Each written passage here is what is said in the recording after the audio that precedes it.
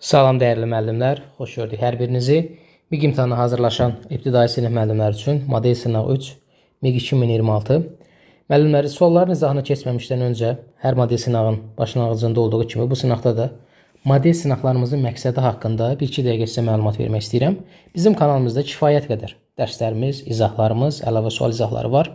Model sınaqlarda hər dəfə vurğulayıram ki, məqsədimiz müəllimlərin imtahanda qarşılaşacağı yeni tip suallar, fərqli suallar, həcmi böyük suallar, şəkilli suallar, yəni belə deyək, şablon və standart olmayan suallar olur. Həmin sualların öhdəsindən gəlməkdir. Yəni məqsədimiz odur ki, müəllimlər artıq o tipli suallarla qarşılaşanda çətinlik çəkməsin. İmtahanda ümumiyyətlə 16-17 sual kifayət qədər normal düşür. 3-4 sual təbii ki, proqram daxilində, yəni nazirliyin verdiyi çərçivə sənədi var.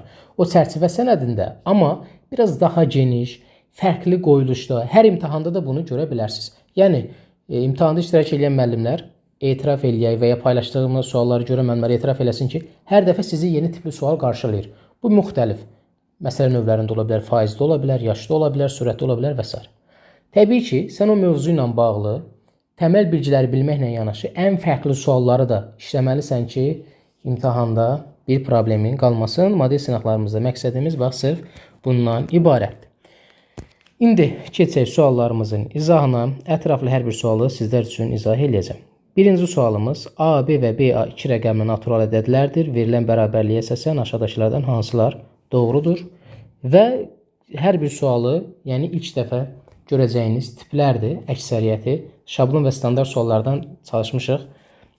Kənar suallar olsun. Bu tipli ifadəni yazsaq, A, B çıxılsın BA bərabərdir 45. Mövzu olaraq çərçivə sənədində olan birinci mövzuya uyğun gəlir. Ədədlərin yazılışı, oxunuşu, strukturu, mərtəbə, sinif. A, B, BA 2 rəqəmli ədədlərdirsə, biz bu yazılışda bunları açmalıyıq. Açmaq dediyimiz mərtəbə toplananlarının cəmi şəklində yazmağımızdır, müəllimlər. A, B-ni yazarıq 10A üstə gələk B. Çıxılsın 10B üstə gələk A bərabərdir 45. Burada mötərizədə ona görə yazdım ki, qarşıda mənfi var. Daha rahat belə yaza bilərik. A, 10A üstə gəl B çıxılsın 10B çıxılsın A bərabərdir 45. 10A-dan 1A çıxanda qalır 9A çıxılsın 9B bərabərdir 45. A çıxılsın B bərabər hər tərəfini 9-a bölsək 5 bərabərliyini alırıq. Və təbii ki, burada A, B rəqəmlərdir. İndi biz görək hansı rəqəmlərin fərqi 5 eləyir. 9 çıxılsın 4 ola bilər. Sonra 8 çıxılsın 3 ola bilər. 7 çıxılsın 2 ola bilər. 6 çıxılsın 1. Çaşıb 1-dən 5 çıxılsın 0 da yaza bilərsiniz. Ehtiyac yoxdur. Çünki 5 çıxılsın 0 yazsaq 5 0 ola bilər. Amma burada ədəd 0 ilə başlaya bilməz. Ona görə demək bizim ala biləcəyimiz seçimlər bunlardır. İndi gəlin cavablara baxaq. Görək bu təkliflərdən hansılar doğrudur. Birinci təklifimizdə deyir ki, A üstə gəl B 13 ola bilər. Həqiqətən də 9 ilə 4-ü toplasaq 13 ola bilən hal var. Yəni birinci doğrudur. İkinci suala baxırıq. A-nın ala biləcəyi 5 fərqli qiymət var. A-nın ala biləcəyi fərqli qiymət 1, 2, 3, 4. Bunlar düşünə 5-i yazan müəllimlər artıq səhv yazacaqdı ki, 5 dənə var, amma yox. 4 dənə A-nın qiyməti var, eləcə də 4 dənə B-nin qiyməti var. Demək, bu da səhvdir. Bu səhvdir daha doğrusu. Üçüncü təklifə baxırıq. Ən böyük BA ədədi 94-dür. Burada siz A ilə B-ni çaşıb birdən biz A-ya 9 verəndə B 4 olur, 94 deyə bilərsiniz. Amma bizə AB yox, BA ədədi verib. Ona görə burada BA ədədinin ən böyük qiyməti burada 49 olur, 94 yox. Demək, bu da səhvdir, çaşdırıcı ola bilər. Cəmi neçəsi doğrudur? Cəmi bir dənəsi doğrudur. Doğru cavab A. Yalnız 1. Bir də sizə bir şey vurğulayım. Bu standart və şablon suallardan uzaq deyəndə hər dəfə çətin sual anlamına gəlmir. Bax, bu sual həllinə görəndə yaxınlaşanda görürsünüz ki, qeyri-adi bir şey yoxdur. Ədədi mərtəbə toplananlarının cəmi şəklində açdıq, parçaladıq və təklifləri həll etdik. Amma sual özlüyündə sizlər üçün yeni tip bir sualdır. Yəni imtahanda sual düşəndə, yəni imtahandan sonra müəllim qarışıq bir sual düşmüşdü və s. Bax, bunu artıq deməyəcəksiniz. Gəldik ikinci sualımıza. İkinci sualda sürət məsələsi kimi düşünə bilərik. Maraqlı bir sualdır. Dostu ilə görüşə gedən Nicat evdən çıxıb yolun 5də 2 hissəsini qət etdikdə telefonunu evdə unutduğunu xatırlayır. Və sizə yadınıza salım ki, MiG 2025-də də bu tipli bir sual düşmüşdü, amma bundan qat-qat asan idi. Orada məsələn vacib sənədini evdə unudur və s. Burada biraz mühakiməmiz var, mühakimə yürütməyimiz var. Əgər Nicat geri qayıtmadan birbaşa görüş yerinə doğru davam etsə, görüş yerinə təyin edildiyi vaxtdan 2 dəqiqə erkən çatır, yəni 2 dəqiqə tez çatır. Əgər həmin nöqtədən evə qayıdıb telefonunu götürərək vaxt itirmədən yenidən yola çıxsa, bu dəfə görüş yerinə vaxtından 2 dəqiqə gec çatır. Buna görə Nicat evdən görüş yerinə neçə dəqiqəyə çata bilər.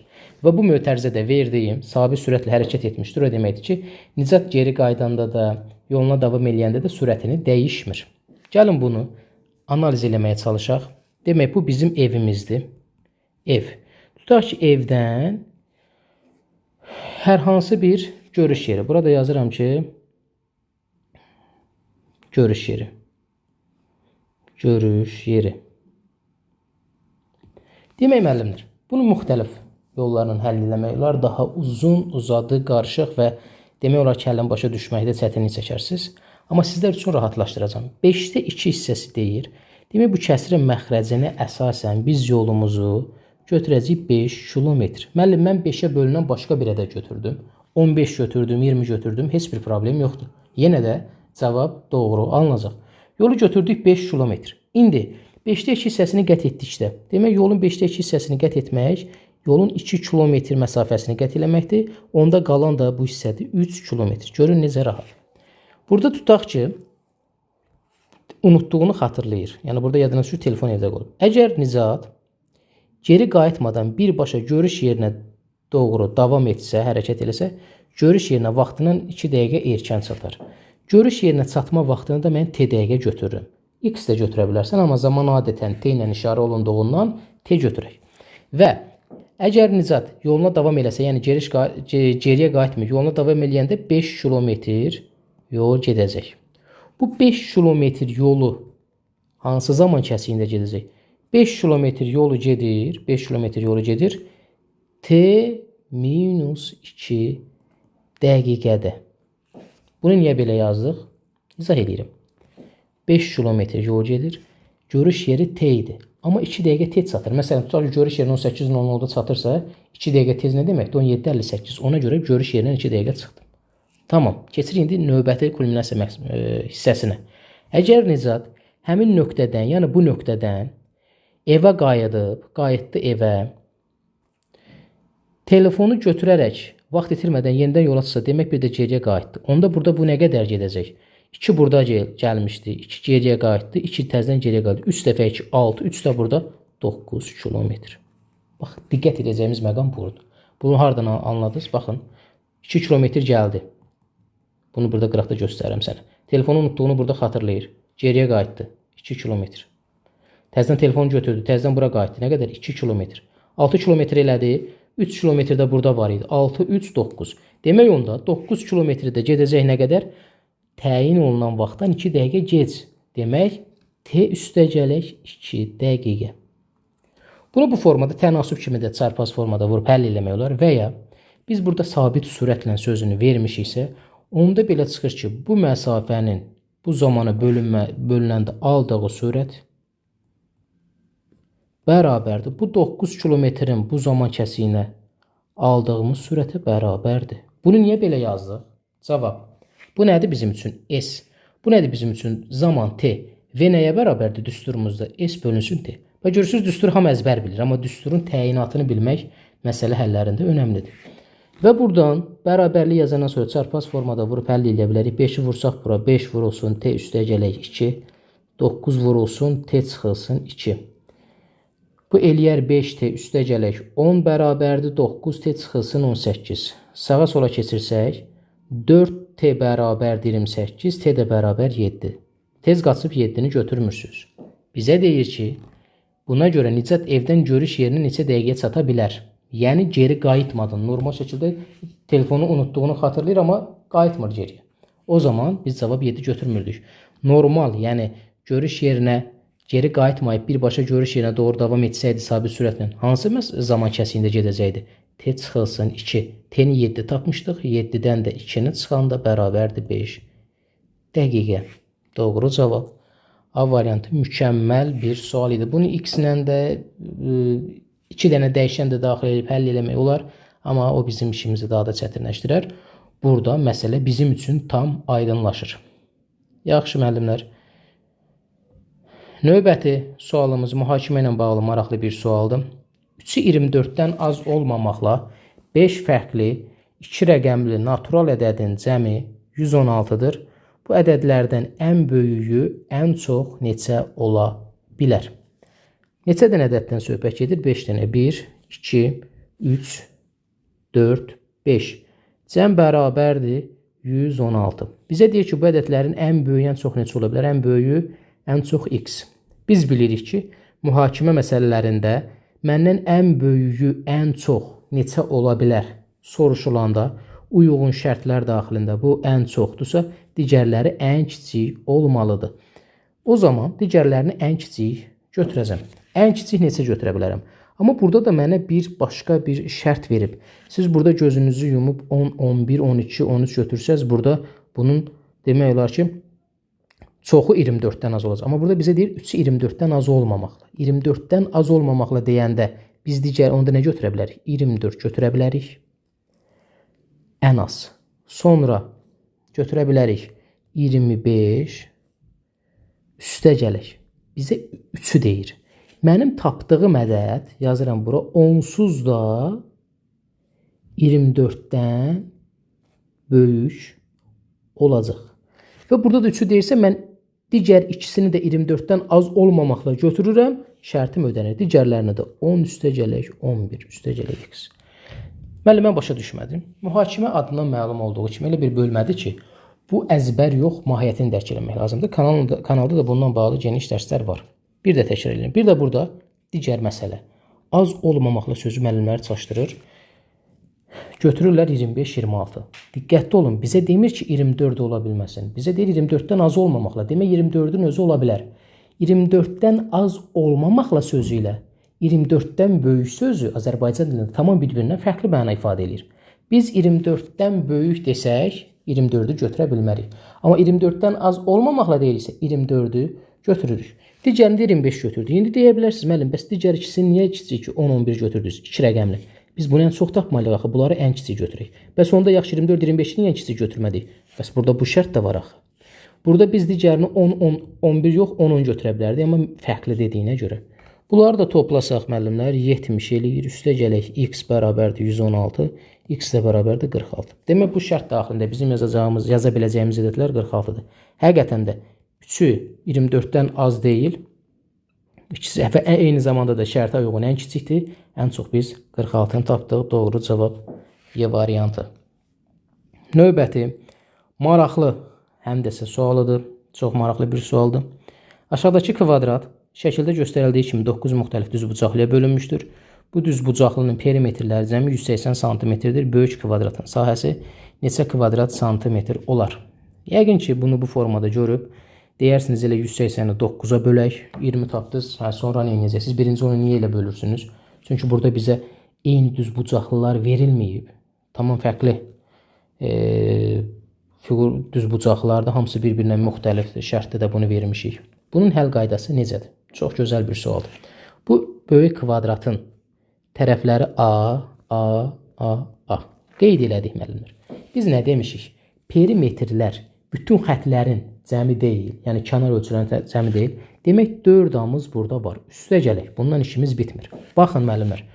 Bax bu xəttimiz burada var. Bu xətt buradadır. Bu xətt buradadır, amma bunun uzantısını da bura çəksək, yəni elə bil burada bunu yox, burada xəyali olaraq burada təsvir eləsək, qırıq-qırıq bunu bax burada qeyd edirəm. Bu da onda bir aya bərabərdir. Bəli, aya bərabərdir. Yaxşı. Və ya bax bunu da bura çəksək, onda bunu da bura çəkə bilərik. Bəli. Çünki bu da kvadratın tərəfinə bərabərdir də. Onda bu xətt demək bura ilə bura bir-birinə bərabərdir. Bura ilə də bura bir-birinə bərabərdir. Demək onda daxildə 2 nə var? Daxildə 2 üfüqi xətt var. Üfüqi xətt var. Daxildə 2 dənə üfüqi xətt var. Onda yazıram 2A. Üstə gələk. İndi daxildən keçirik şaqülləri. Daxildə nə var? Bu 1A, çünki kvadratın tərəfinə söykənir. Bu da 2A. Üstə gələk 2A. Bərabərdir 180 yazırıqmı? Xeyr. Çox incə məqam haradır? Üstə gələk. Bunu biz birbaşa 4A yaza bilərikmi? Demək bu 4A nədir? Daxildə olan üfüqi və şaquli xətlər. Müəllimlər, burada hər birini biz 2 dəfə sayacağıq. Perimetr olduğuna görə. Niyə? Bax sizə bunu aydın göstərmək üçün bax bu fiqurlar yoxdur. Bu fiqurları ikisini kənarda çəkirəm. Bu fiqur bu fiqurlardan ibarətdir. Buradan və buradan. Bu burada 2 dəfə sayılmalıdır. Çünki biz bu xətti bax bunu bu tərəfə birləşdirəndə və ya bax bu yuxarıdakı fiqura da aiddir, burada aiddir. Buradakı bu xətt burada aiddir, burada aiddir. Bu xətt burada aiddir, bura aiddir. Eləcə də bunlar, eləcə də şaqullar. Ona görə daxildəki xəttləri 2-yə vuracaq. Bir 4A olduğuna görə bir dənə də 4A'mız olacaq. Və ya 4A idisə 4A'nı 2-yə vuranda elədi 8A. Bərabərdir 180. Bax, məntiq bundan ibarətdir. Uzatmağa ehtiyac yoxdur. Dedik, bunun tərəfləri adır. Bunun bu tərəfində çəkdiyi onda burada bir adı, amma bundan 2 dənə var. Çünki bu tərəf burada aiddir, burada aiddir. Perimetri olduğuna görə. 12A bərabərdir 180. A bərabərdir 180. 12-yə böləndə nə alırıq? 180 12-yə böləndə 15. Tərəf 15-dir. 15-i də 15-ə vuranda, çünki bizdən böyük kvadratın sayəsini soruşur. 15-i də 15-ə vuranda elədi 225. Doğru cavab müəllimlər C variantı. Sadəcə və sadəcə nə etmək lazımdır? Olduqca diqqətli olmaq lazımdır. 5-ci sualımız qalxı bölmə ilə bağlı yeni tip bir sualdır. Kanalda yerləşdirmişəm. Qalxı bölməyə düşündürücü suallar video izahımız var. Orada ətraflı qeyd olunub.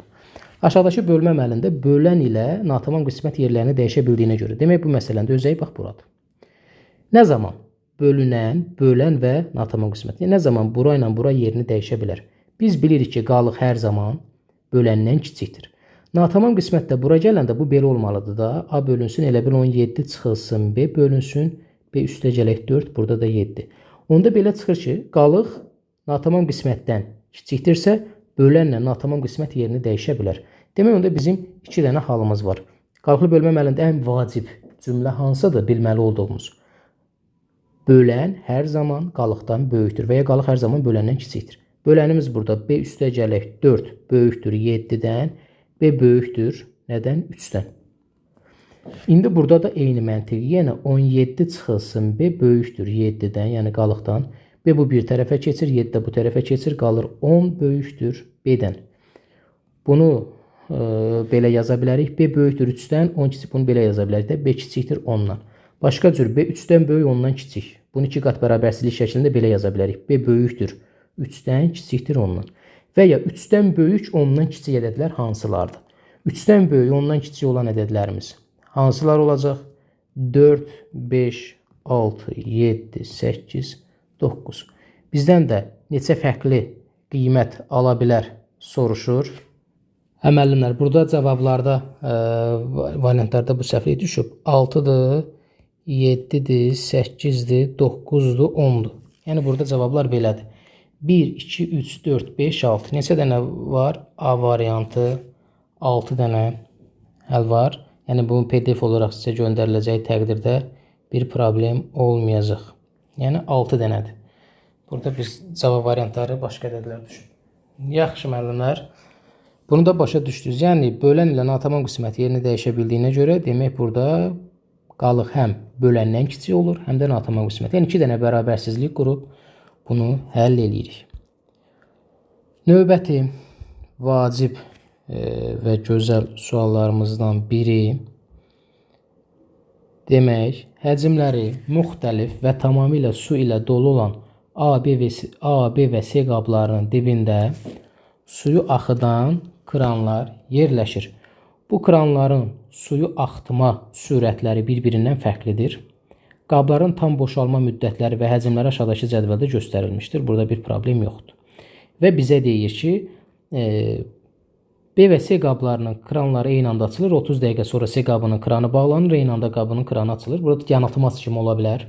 Biz əvvəlcə nəyi tapacağıq? Sürətləri tapacağıq. Baxın, tam olaraq verilənlər hansılar da var? Hansı qab da var? C qabında həm boşalma müddəti verilib, həm də həcmi verilib.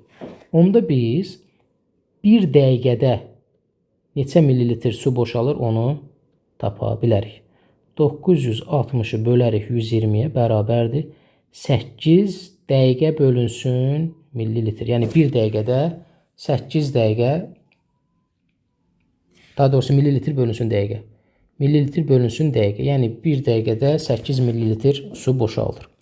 İndi müəllimlər, bax, nə edəcəyik? Hər qab kranı neçə dəqiqə açıq qalır? Hər qabın kranı neçə dəqiqə açıq qalır? Qabları bura yazıram. Baxaq. Bizə deyir ki, B və C kranları eyni anda açılır. 30 dəqiqə sonra C qabının kranı bağlanır. Onda belə çıxır ki, C qabı 30 dəqiqə su axır. C qabından. Yaxşı. Yuxarı qalxaq B qabına. B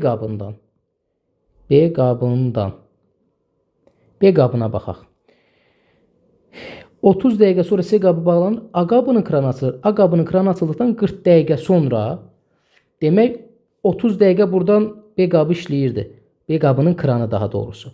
A qabının kranı açıldıqdan 40 dəqiqə sonra da bağlanacaqsa, 30 üstə gəl 40 bərabərdir 70 dəqiqə.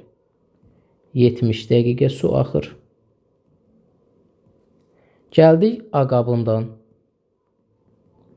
A qabından nə qədər su axacaq? Bax, diqqət edirik. A qabı açıldıqdan 40 dəqiqə sonra bağlanır. Demək, A qabından da 40 dəqiqə. Hər biri məlumdur. İndi gəlin, vaxtları bilirik müəllimlər. Sürətləri tapaq. C qabının sürəti nə qədər oldu? 8 millilitr bölünsün dəqiqə. B qabının sürəti nə qədər olacaq? Sürəti necə tapırdıq? Həcmi bölürdük. Bir dəqiqədə neçə dəqiqədə boşalmasına. 1200-ü böləcəksən A-ya. Demək, bunun sürəti 1200 bölünsün A-dır. Bəs A qabının həcmi nə qədərdir? X bölünsün 80. Sürəti. Yəni, 80 dəqiqədə X millilitr su boşalırsa, 1 dəqiqədə nə qədər boşalır, onu tapırıq. 1 dəqiqədə C qabından 8-dir. Çünki tamdır burada hər ikisi. B qabından 1200 bölünsün A-dır. A qabından da X bölünsün 80. İndi hər biri məlumdur. Gəlin, yerinə yazıb hesablayaq. Bizə deyir ki, son vəziyyətdə A, B və C qablarında qalan su miqdarları bərabər olduğuna görə. Gəlin görək, ən dəqiq burada C qabını bilirik. C qabında nə qədər qalır? C qabının həcmi 960 idi və bir dəqiqədə 8 millilitr su axırdı. C qabından ümumilikdə nə qədər su axıb? C qabından 30 dəqiqə su axıb. Onda gəlin C qabını hesablayaq. 960 çıxılsın, 30 vurulsun 8-ə. Bu da eləyir 240, 960-dan 240 çıxanda qalır 720 millilitr. C-də qalan. Əslində müəllimlər, burada bax görürsünüz, nə trigonometri həll edirik, nə loqaritmi həll edirik. Sadəcə olaraq bildiyimiz bir ədəd məsələsidir. Sadəcə geniş düşünmək lazımdır, geniş analiz eləmək lazımdır. C qabında qalan. İndi C qabında qalan digər qablarda qalanlarla bərabər olacaq. Bütün qablarda. Hamısını bu 700 qalanı bu 720-yə bərabər eləyib tənliyimizi həll edəcək. A qabına baxaq. A qabında nə qədər qalır? A qabında qalan nə qədər, ümumi nə qədər idi? X. Sürəti nə qədər idi? X bölünsün 80. Yəni 1 dəqiqədə nə qədər su axırdı? X bölünsün 80. Bəs A qabından neçə dəqiqə su axıb? A qabından 40 dəqiqə. Vurulsun 40.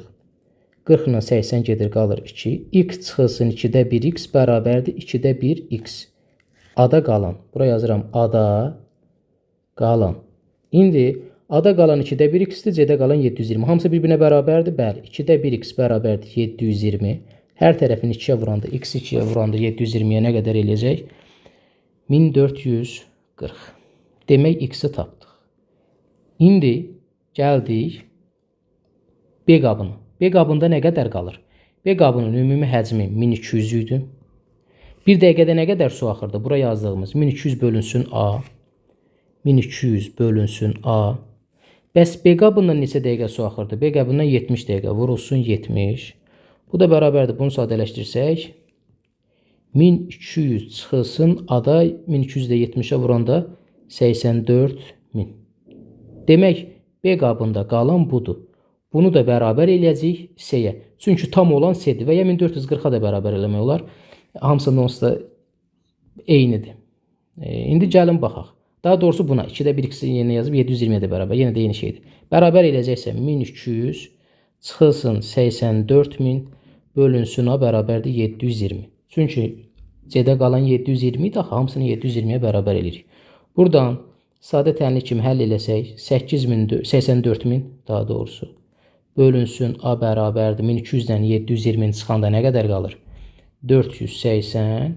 Buradan da hər tərəfin aya vurub və ya 84.000-i 480-ə bölməliyik. A burada məhsul bölünən böləndir. Məhsul böləndir. Buradan yazsaq A da bərabərdir 84.000-i 480-ə böləndir. Elədi nə qədər? 175. A-nın da qiymətini 175 tapdıq. X-in də qiyməti 1440 idi. Ən sonda bizdən A üstəgələk X-i soruşur. 1440 üstəgələk 175. Bu da bərabər eləyir 5, 7 ilə 4, 11. Bir yadda 5, 6, 1615. Doğru cavab C. Yəni müəllimlər, bu məsələ, göz bu məsələni sən bax bu formada analiz eləyəndən sonra demək sənin tənlik qurmaqdır. Sonra geniş bir ədəd məsələsini düşünməkdir, analiz eləməkdir. Orada bir problemin qalmır. Neynədik biz? Bir də təkrar edirəm. Hər bir qabın sürətini tapdıq. 1 dəqiqədə. Sürət nə deməkdir? 1 dəqiqədə nə qədər su boşaltdığını. 1 dəqiqədə C qabından 8 boşalır. B qabından 1200 böl A. A qabından X bölünsün 80. Sonra da hər birinin dəqiqəsini vurduq bura. Yerdə qalanları da bir-birinə bərabər elədik. 7-ci bərabərsizlikdə X-in ala biləcəyi qiymətlərin cəmi məndən soruşulur. 2, 3. Bunu bu tərəfdə də sol tərəfə də toplaya bilərəm. Və ya hər tərəfini 2-yə, 3-ə eyni zamanda bölünən ədəd nədir? 6. Hər tərəfini 6-ya vuraq. Bu tərəfi 6-ya vuranda 2 ilə 6 gedir, qaldı 3x. 3x üstəgələk. Bu tərəfi 6-ya vuranda 6-ya vuranda 3 ilə 6 gedir, 2. 2x üstəgəl 1-ə vuranda eləyir 2x üstəgələk 2. Yəni adi qaydada 6-nı məxrəcə bölüb sürətə vururuq. Kiçikdir 6-nı 5-ə də vuranda 30. Və bu sadə bərabərsizliyi həll edəcəyik. 5x kiçikdir 28-dən və burada müəllimlər x kiçikdir 5-də 28. X kiçikdir 28 5-ə bölünmür. 5/6 eləyir, yəni onluq kəsirinə və ya bunu belə yazaq. 5/5-də 3. Və burada da deyir x natural ədəddir. Ədəd oxu kimi düşünsək bunu, burada 1-dir, 2-dir, 3-dür, 4-dür, 5-dir, burada da 6-dır. 5/5-də 3, 5-dən 6-nın təxmini 5 yerə bu hissələrə düşür. Bizə natural deyilsə, demək buradan bu tərəfə olan bütün ədədlərdə də 1 ödəyir. Yəni x kiçikdir 5/6 deməkdir. 5/6-dan kiçik olan ədədlər hansılardır? 1, 2, 3, 4, 5-in özü. 5 olsaydı, 5-dən 4 kiçik 4-ü götürəcək. 5 tam neçədirsə, demək 5-in özünü biz götürə bilirik. Neçə dənə cəmini soruşur bizdən. Bunun da cəmi 1, 2, 3, 4, 15. Doğru cavab müəllimlər elədi C variant. Növbəti sualımız 8-ci sual. Faiz məsələsidir. Çətin bir məsələdirmi? Xeyr. Amma etiraf eləyək, müəllimlərdə sual fobiyası deyilən bir şey var.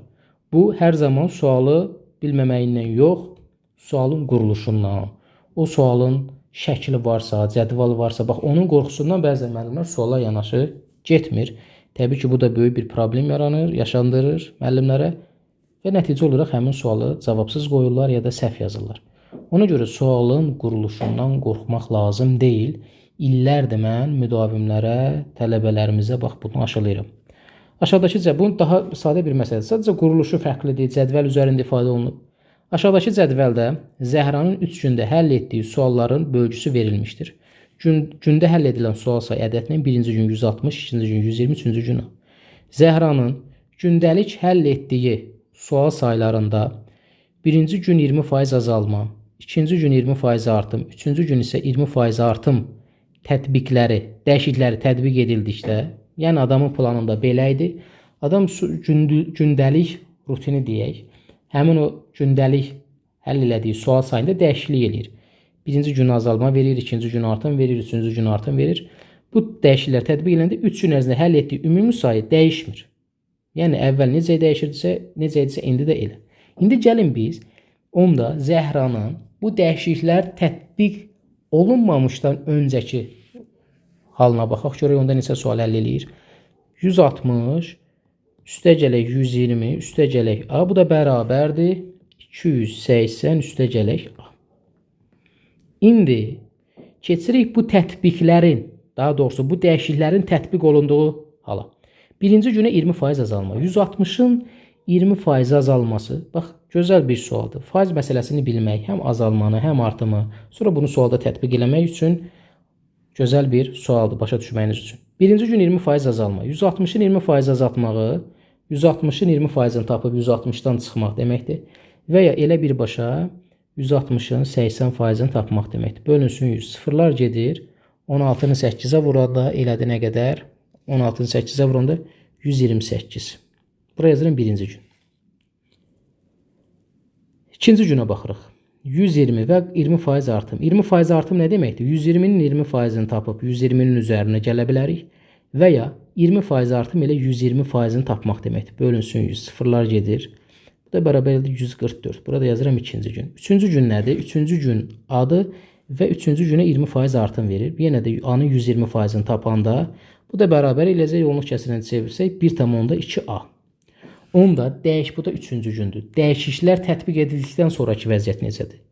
128 üstə gələk 144 üstə gələk 1,2A. Bu da bərabərdir 128 ilə 144-ü toplasaq eləyər nə qədər? 272 eləyir də bu. 272 üstə gələk 1,2A. İndi nə deyir bizə? 3 gün ərzində həll etdiyi ümumi sual sayı dəyişmir. Yəni bu 280 üstə gələk A bərabərdir. Bu 272 üstə gələk 1,2A. A keçir bu biri tərəfə, 272 keçir bu biri tərəfə. 8 bərabərdir. 1,2-dən də biri çıxanda qalır 0,2A.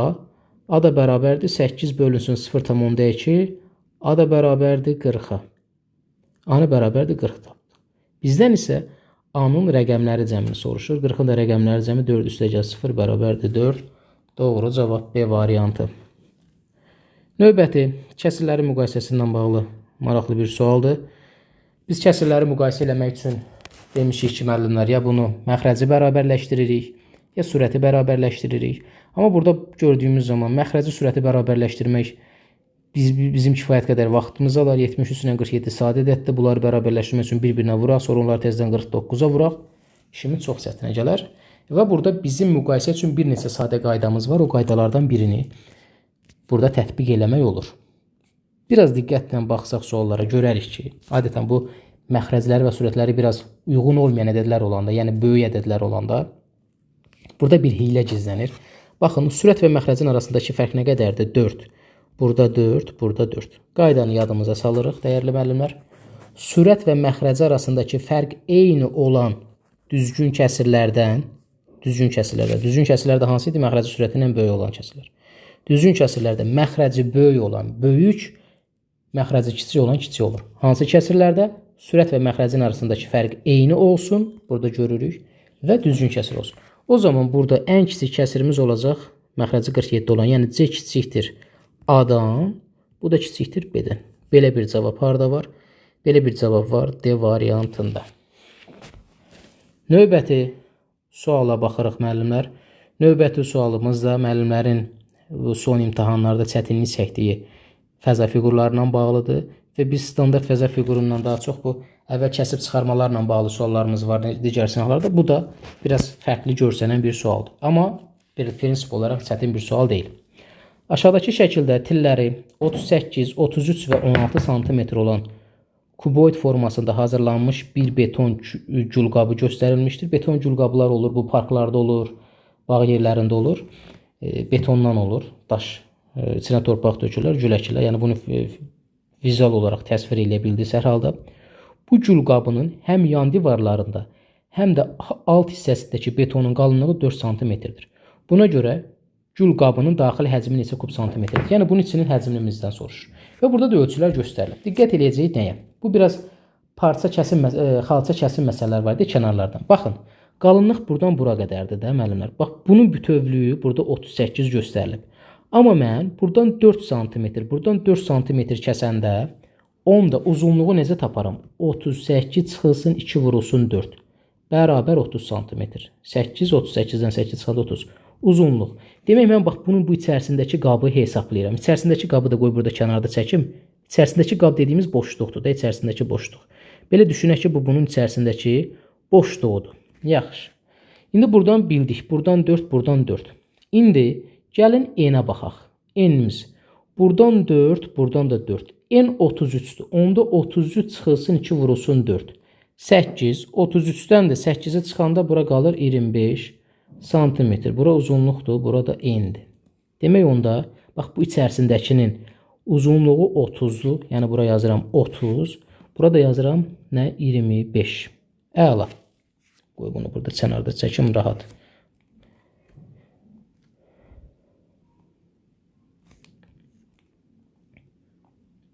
Demək müəllimlər, baxın budur bizim içərisindəki boşluğu dediyimiz. Bunun ölçüləri də bax bunlardır. Biz buranı 30 tapdıq. Yəni bu hissə 30'dur. Bu n. Uzunluq daha doğrusu burada 25, bura 30. İndi qaldı bizə hündürlük. Hündürlükdə biraz diqqətli oluruq. Hündürlükdə nə deyir? Alt hissəsindəki beton qalınlıq. İndi bunu bax bu görünməyən tərəfində, bax bu görünməyən tərəfdə, buradan da belə çəkirik, buradan da belə çəkirik. Bax görüm içi bunun bu deməkdir əslində. Baxın, buradan da belə çəkdik. Bax buradan belə çəkdik. Buradan aşağı, buradan aşağı, buradan beləsinə, buradan belə, bax buradan belə. Bunun içərisində budur. Bunun aşağısında da 4 cm var axı. Bax burada bu hissə də 4 cm-dir. Amma yuxarısından çıxmayacaq. Yuxarısı bunun elə açıqdır. Demək bu hündürlükdən 16-dan sadəcə bir dənə 4 çıxacaq. Bərabər də 12 cm. Bu hissədə yazıram alt hissə. Yəni onda alt hissə, daha doğrusu alt hissədən 4-ü çıxdıq hündürlük. Ya daha doğrusu hündürlük. Onda burada nə qədər eləyir? 16-dan 4-ü çıxanda 12. Demək müəllimlər, bu kənarda aldığımız bu içi, yəni burada sənin üçün çəkirəm, bir də bunun ölçüləri belədir. Bura 30'dur, bura 25'dir, burada 12'dir. Hər tərəfdən yanlardan 4, 4, 2 dəfə çıxdıq. Oturacaqdan isə bir dənə 4'e çıxdıq. Çünki üstə aid deyil ki, bir dənə oturacağı betondur. Bu oturacaqdan 16'dan 4'e çıxacaqsan, onda boşluq, yuxarı boşluq, 16'dan 4 çıxanda 12 qalır. Və bizdən bunun daxili həcmini soruşduğuna görə 30 vurulsun, 25 vurulsun, 12. 30 25'e vurur. Sonra da 12'ye vuranda 750 eləyir. 750'ni də 12'ye vuranda 900 kub santimetr. 9000 daha doğrusu. 9000 kub santimetr. Doğru cavab C variantı. Buyurun müəllimlər. Model sınağı üçün sonuna gəldik. Sualların hər birini belə deyək, ciddi hazırlaşan bir müəllim, özünü təkmilləşdirmək istəyən bir müəllim, onsuz da suallara baxanda sualların necə fərqli, proqrama uyğun olaraq təbii ki, necə fərqli, necə düşündürücü və necə əmək sərf olunduğunu görəcək. Suallara baxarsanız, özünüz neçəsini yaza bildiyinizi də videonun rəy bölməsində qeyd edərsiniz. Həmişə dediyim kimi, burada biz daha çox neçə səhv, neçə düz məntiqindən yox, sınaqlarımızın sizə nə öyrətdiyi tərəfindən baxırıq ki, bu sınaq səndə hansı fobiyanı aradan qaldırdı, yeni suallara necə yanaşma var, onu necə öyrətdi, bax, məqsədimiz bunlardan ibarətdir. Sağ olun dəyərli müəllimlər, növbəti izahlarımızda görüşərik, hələlik.